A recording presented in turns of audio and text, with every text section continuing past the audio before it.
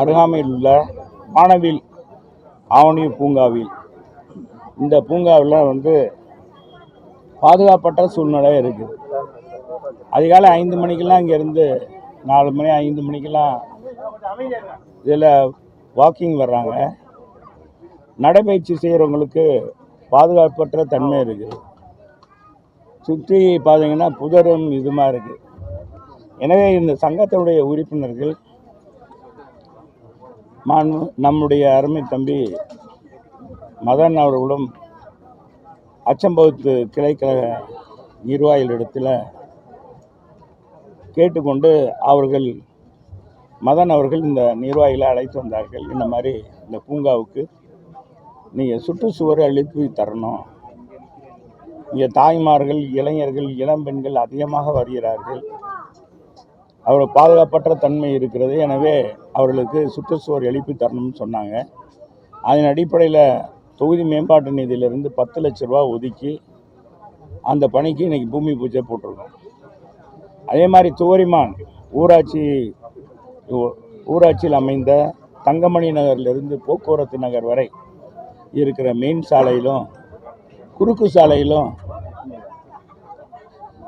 அது அமைந்து பல ஆண்டுகள் ஆகிவிட்டது. அந்த நகர் அமைந்து எந்த ஒரு வளர்ச்சி பணியும் இல்லை. எனவே அந்த பகுதிக்கு மழை பெய்ந்தால் சேரிலும் சகதியிலும் நடந்து வர வேண்டியிருக்குது. எனவே நாங்கள் எல்லாம் பணிக்கு செல்ல வேண்டியிருக்குது. பிள்ளைகள்லாம் ஸ்கூலுக்கு போக வேண்டியிருக்கு, சிரமமாக இருக்குது என்று தம்பி மதன் அவரிடத்திலும் மற்ற அங்கே இருக்கிற முத்துப்பாண்டி மற்ற கழக நிர்வாகி முரளி போன்ற நண்பர்கள் இடத்தில் சொல்லி கேட்டுக்கொண்டு அவங்க அழைத்து வந்தாங்க. அதன் அடிப்படையில் 25 லட்ச ரூபா அதுக்கான பூமி பூஜையும் இப்போ போட்டுட்டு தான் 2வதாக இங்கே பூமி பூஜை போட வந்திருக்கேன் என்பதை தெரிவிச்சுக்கிறேன். இந்த பூங்காவில் விளையாட்டு உபகரணம் 3 லட்சம் தான். இங்கே விளையாட்டு உபகரணத்துக்கு 3 லட்ச ரூபா ஒதுக்கீடு பண்ணியிருக்கோம். வெறும் நடைபாதை மட்டும் இல்லாமல் அதுவும் ஒதுக்கி கொடுக்கப்பட்டிருக்குது என்பதையும், அதே மாதிரி அந்த தங்கமணி நகரில் மின் தட்டுப்பாடு அதிகமாக இருந்தது. அதனால் மின்துறை அமைச்சர் நம்முடைய தங்கம் தென்னரசு அவர்கள் இருக்கும் பொழுது அவரிடத்தில் சட்டமன்ற உறுப்பினர் இந்த முறையில் நான் கேட்டுக்கொண்டதற்கிணங்க புதிய டிரான்ஸ்ஃபார்மர் அமைத்து கொடுத்தாங்க. அதனால் இப்போ அவங்களுக்கு தங்கு தடையின்றி மின்சாரம் எந்த ஒரு தட்டுப்பாடு இல்லாமல், இதனால் டிவி போட முடியாது, எந்த ஒரு லைட்டு போட்டாலும் சுவிட்சு இதாகும். இரவு நேரத்தில் பிள்ளைகள் படிப்பதற்கும் மிகப்பெரிய தொந்தரவாக இருந்தது. எனவே அந்த மக்களுக்கு இன்றைக்கு ஒரு விடிவு ஏற்பட்டிருக்கு. உண்மையான விடியலை இங்கே மேற்கு தொகுதியில் இப்போ உண்மையான விடியல் இங்கே மேற்கு தொகுதியில் அந்த ஏற்கனவே அச்சம்பவத்தில் இந்த நம்முடைய தங்கமணி நகருக்கும் போக்குவரத்து நகருக்கும் செஞ்சு கொடுத்துருக்கேன் என்பதை தெரிவிச்சுக்கிறேன். அதே மாதிரி ஏற்கனவே அச்சம்பவத்து சுக்கநாதபுரத்தில் 5 லட்ச ரூபாயில் பாதாள சாக்கடை வசதியும் மதிப்பீடு தயார் பண்ண பணிகள் நடந்து கொண்டு இருக்கிறது என்பதை தெரிவிச்சுக்கிறேன். மற்றதெல்லாம் நிறையா இருக்குது, இதெல்லாம் நான் சொல்லணும்னா அதை என்பதை தெரிவிச்சுக்கிறேன். வேற என்ன சொல்லுங்கள். இன்னைக்கு எடப்பாடியும் அமித்ஷாவும் சந்திக்கிறதா இருக்குது. அதன் பிறகு ஒன்றாக கூட்டாக செய்தியாளர்களை சந்திக்கிறதாக ஒரு தகவல் வெளியே இருக்குது. இதை பற்றி உங்களுடைய கருத்து? அதெல்லாம் எங்கள் பொதுச் செயலாளர் பதில் சொல்லுவார். அப்படி சந்தித்த பிறகு என்ன என்பதெல்லாம் சொல்லுவார். அதுக்கு முன்னால் என்கிட்ட கேட்டாங்க, என்னுடைய தொகுதி சட்டமன்றத்தில் நடந்த நிகழ்வுகள் இது பற்றி குறித்து ஏதாவது கேள்வி கேட்பீங்களா? அமைச்சர் பொன்முடி பெண்களை இழிவா பேசி இருக்கிறாரு. அதுக்கு இன்னைக்கு துணை பொதுச் செயலாளர் பதவியிலேருந்து அவரை நீக்கிட்டாங்க. இதை பற்றி உங்கள் கருத்து என்ன? அமைச்சர் பொன்முடி இப்போ மட்டும் இல்லை, அவர் எப்போவுமே பார்த்தீங்கன்னா பெண்களை இழிவாக, பெண்கள் மட்டுமல்ல சில சமுதாயம் தாழ்த்தப்பட்ட சமுதாயத்தை பற்றியும் அவர் இழிவாக பேசுவது அவருடைய குணமாக விட்டுது. இந்த போக்குவரத்தில் மகளிர் பேருந்து நிலையத்துக்கெலாம் நாங்கள் கட்டணமில்லா பேருந்துன்னு போடுவோம், இவங்க இலவச பேருந்துன்னு போடுவாங்க. இலவச பேருந்துன்னு அறிவித்ததுனால பார்த்தீங்கன்னா எல்லாம் ஓசியிலே இங்கேருந்து போகிறீங்க, கோயம்பேடு போகிறீங்க, பாரிஸ் போகிறீங்க, அந்த அளவுக்கு ஓசி அப்படின்னு கேலி கிண்டல் பேசினார்.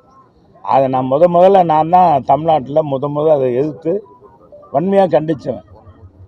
ஏன்னா அமைச்சர் பதவி என்பது ஓசி தான். அவங்களுக்கு கொடுக்குற அத்தனை சலுகையும் ஓசி. அவங்களுக்கு கொடுக்குற பிஏக்கள், அங்கே இருக்கிற வீடு, பங்களா அனைத்தும், காரு, இப்போ இங்கேருந்து ஃப்ளைட்டு. இப்போ கூட டெல்லிக்கு போனார். டெல்லிக்கு இவர் காசு, சொந்த காசாக போட்டு போனார். அது எல்லாமே அரசாங்க பணம், அமைச்சர் என்ற தகுதி இருக்கிறதுனால தான். இதெல்லாம் எப்படி கிடைச்சது? மக்கள் வாக்களித்து திராவிட முன்னேற்ற கழகத்தை ஆட்சியில் அமர்ந்ததுனால தான். இது அந்த முதலமைச்சருக்கு லேட்டாக தெரியும். எதுவுமே அவர் லேட்டாக தான் தெரிஞ்சுக்கிறார்.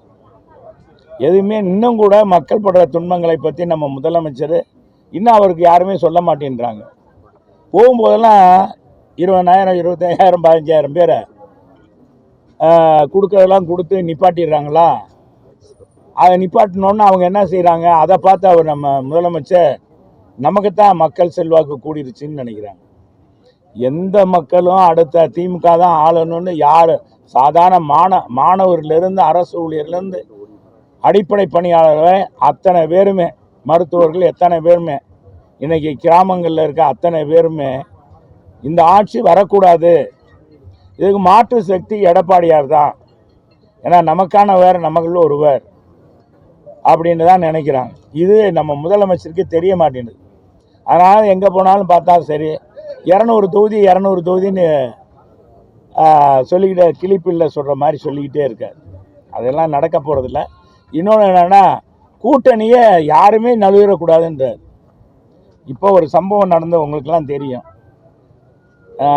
நேற்றைக்கு முன்தினம் 9ஆம் தேதி நினைக்கிறேன், நம்ம கோட்டையில் நீட்டு தேர்வு ரத்து பண்ணுறதுக்காக ஒரு ஆலோசனை கூட்டம் போடுறாங்க. ஏன்னா அனைத்து மாநிலத்தில் இருக்கிற அனைத்து கட்சிகளையும் கூப்பிட்டுருக்காரு. இதில் நாங்களாம் போகலை, பாரதிய ஜனதாவும் போகலை. நான் எத்தனை நாளைக்கு தான் மக்களை ஏமாற்றுறது? எத்தனை நாளைக்கு தான் இந்த ஆட்சி வர்றதுக்கு முன்னால் 2021 என்ன சொன்னாங்க? முதலமைச்சரும் சொன்னார், துணை முதலமைச்சராக இருக்கிற தம்பி உதயநிதியும் சொன்னார். வந்தவுடன் முதல் கையெழுத்துனாங்க. அப்புறம் கையெழுத்து, அப்புறம் சட்டமன்றத்தில் அதை நிறைவேற்றல. அப்புறம் சட்டமன்றத்தில் தீர்மானம் கொண்டு வந்தாங்க. நாங்கள் எல்லாமே ஆதரித்தோம். சரி, மக்களுக்கான விடிவு கிடைச்சிரும், ஏதோ ஒரு இது இருக்கப்பா அப்படின்னு நினச்சோம் நாங்கள். ஆனால் அதுவும் நடக்கலை.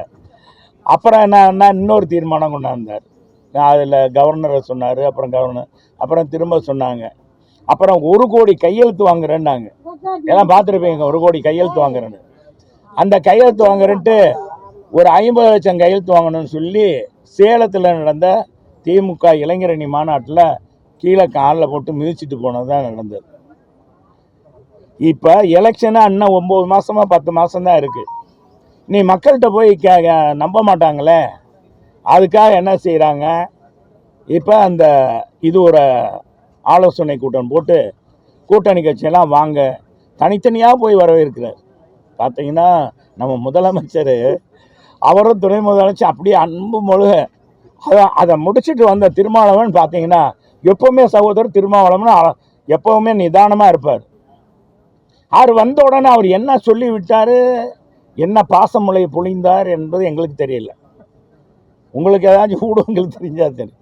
எப்போவுமே நிதானம் தவறாதவர் வெளியே வந்த உடனே எங்களை போய் வைக்கிறார். அது நாங்கள் அவரை கூப்பிடலை, வைக்கல, யாரையும் கூப்பிடலை. அதெல்லாம் யார் சொன்னா? அதாவதுங்க, யாருமே எதிர்பார்ப்பெல்லாம் இல்லை. அதெல்லாம் தம்பி, நான் 6 மாதங்களுக்கு முன்னால் தான் தேர்தலுக்கு முன்னால் கூட கூட்டணியும் மாறுறதுக்கு வாய்ப்பு இருக்குது. நான் ஏற்கனவே பாட்டாளி மக்கள் கட்சி கூட உங்கள்கிட்ட சொன்னேன், எடுத்துக்க. அதனால் திடீர்னு கூட்டணி தோழமை என்பது தேர்தல் நேரத்தில் அது வகுக்கிறது, அதுக்காக நடக்கிறது. இதெல்லாம் ஏமாற்று வேலை. எதுக்கு சொல்ல வரேன்னா, இந்த நீட்டு தேர்வு என்றெல்லாம் திமுக அடுத்த மக்களை சந்திக்கும் போது ஏதாவது சொல்கிறது. அதே மாதிரி இந்த 100 ரூபா கேஸ் மானியம் கேட்பாங்க மக்கள். அதுக்கு ஏதாச்சும் இப்போ கூட கேஸு விலை கூட்டியிருக்காங்க மத்திய அரசு. அப்போவாச்சும் இவர் என்ன செஞ்சுருக்கலாம், தமிழ்நாட்டு மக்கள் அதை கட்ட வேண்டியதில்லை, மாநில அரசே ஏற்றுக்கொள்ளும் அப்படின்னு சொல்லியிருக்கலாம்.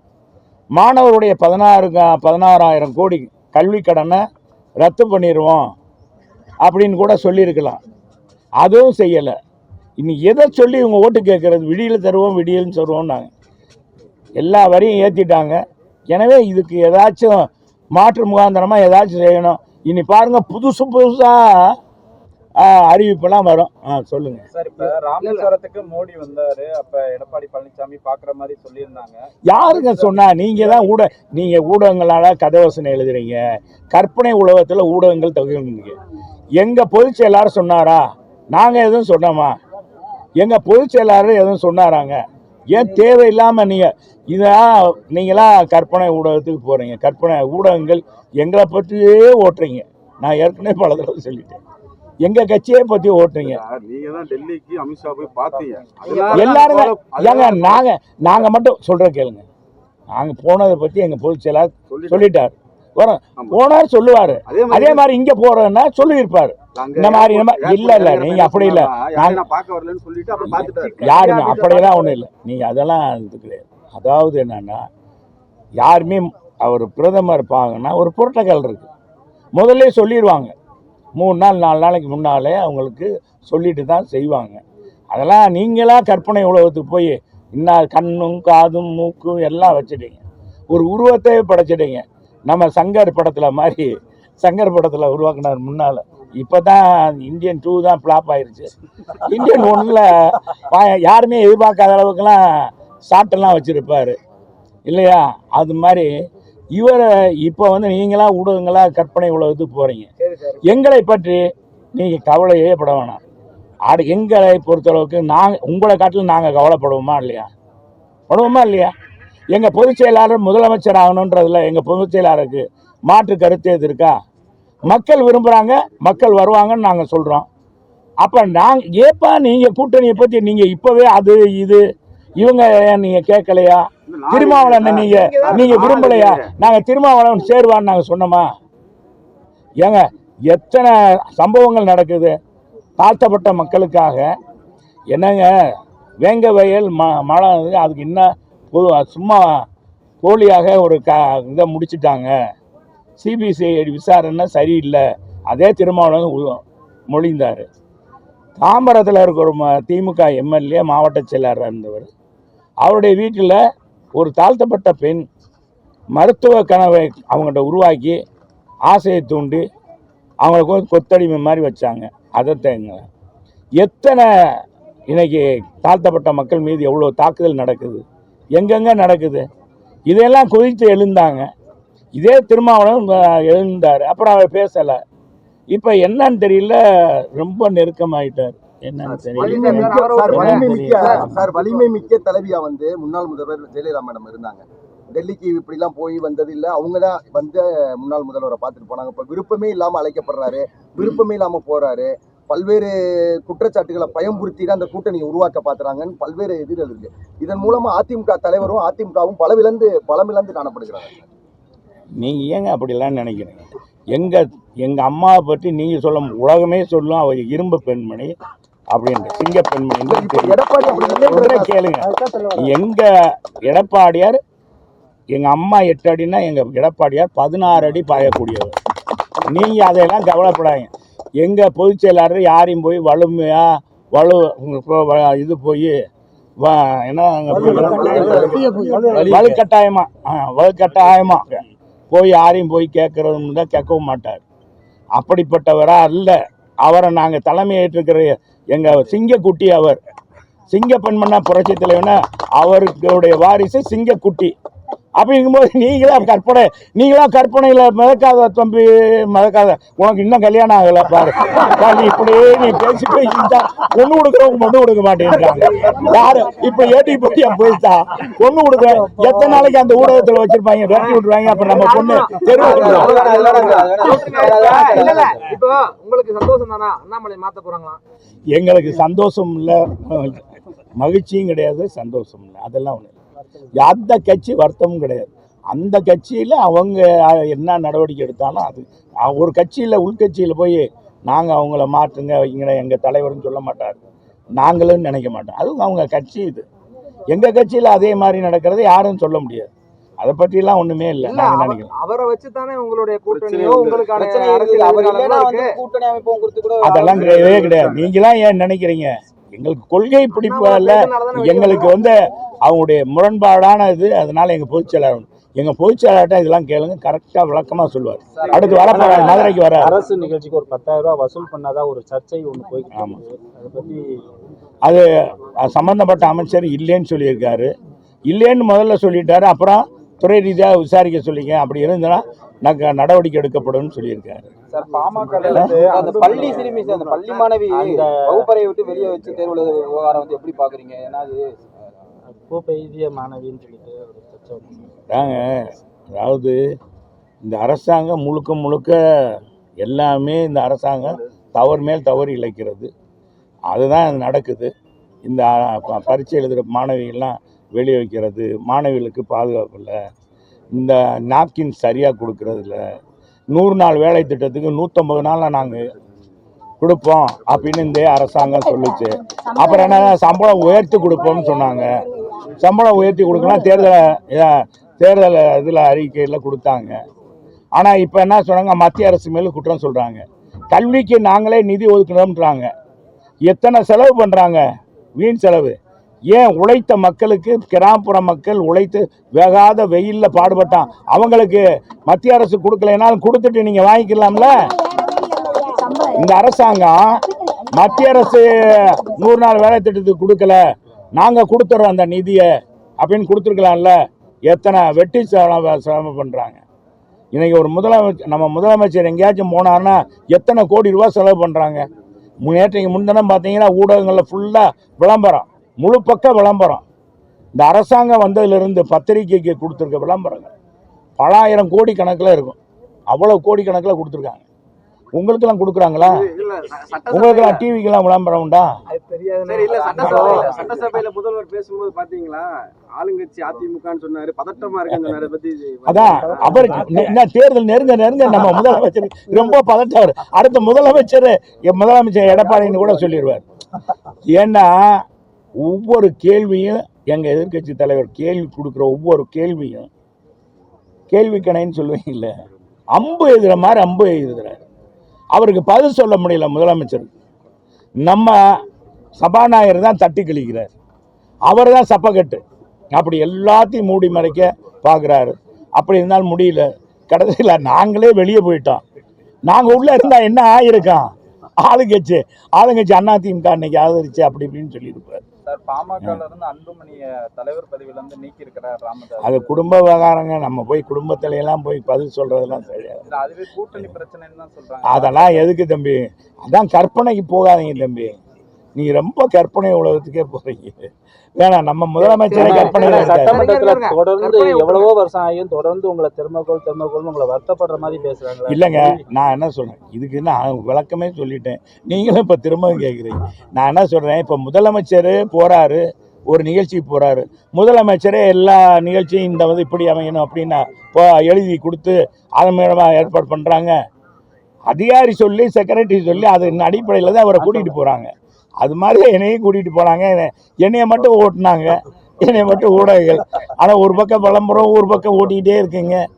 அப்போ இப்போ கூட அன்னைக்கு கூட நான் ராஜாவுக்கு சொன்னேன். அப்போ ராஜா வந்து அடுத்த நாள் அன்னையை மன்னிச்சுக்கணும் தெரியாம சொல்லிட்டேன்னு. அது எல்லாருக்குமே வருத்தம் தான், முதலமைச்சர்லேருந்து எல்லா பேருக்குமே வருது. தேவையில்லாத, ஏன்னா நான் இந்த கருத்தை சொல்ல முடியாது. எந்த அமைச்சருங்க இவர் திட்டம் வகுத்து அவர் சொல்கிறத போய் நிகழ்ச்சி நடத்துகிறாங்க? எந்த அதிகாரி?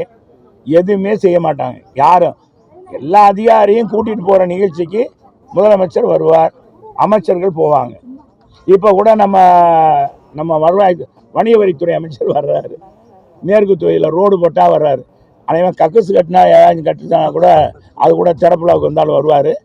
அதுக்கெல்லாம் வர்றாங்கன்னா அவராக கேட்டு வர்றாரு, என்னப்பா நிகழ்ச்சி, ரோடு இத்தனை இடத்துல பூமி வச்சு, சரி போவோம் அப்படின்னு தான் சொல்லுவாங்க. நம்ம மேற்கு தொகுதி பொறுப்பு அமைச்சராக போட்டிருக்காங்க. அதனால் அமைச்சர்கள் யாரும் சுயமாக முடிவெடுத்து எதுவுமே இது பண்ணுறதில்ல தம்பி. அதனால் அது தவறு. 2026 தனித்த ஆட்சியா கூட்டணி ஆட்சியா?